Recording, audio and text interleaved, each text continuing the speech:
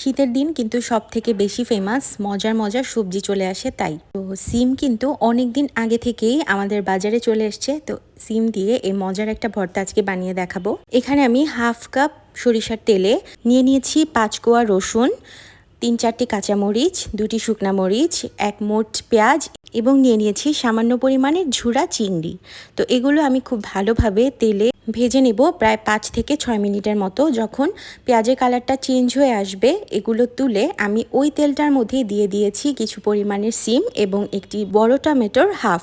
তো খুব ভালোভাবে এগুলো 7-8 মিনিট ভেজে নেওয়ার পরে ভর্তা পেশার জন্য যে জিনিসটা ব্যবহার করা হয় ওইটার মধ্যে নিয়ে নিয়েছি এবং পরিমাণ মতো লবণ দিয়ে আমি পিষানি দিয়ে ভর্তাটাকে ভালোভাবে কচলে নিয়েছি।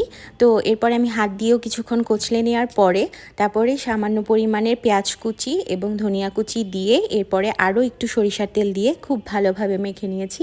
যারা কাঁচা পেঁয়াজ পছন্দ করেন না তারা এটা স্কিপ করতে পারেন। এই তো হয়ে গেল আমাদের সিম আর গুঁড়া চিংড়ির এই মজাদার ভর্তাটা। এই ভর্তাটা গরম গরম ভাতের সাথে খেতে কিন্তু খুবই মজা। আপনারা যারা ট্রাই করবেন অবশ্যই আমাকে কমেন্ট করে জানাবেন। আর আমার রেসিপি যদি আপনাদের ভালো লেগে থাকে অবশ্যই শেয়ার করে দিবেন। Thanks for watching.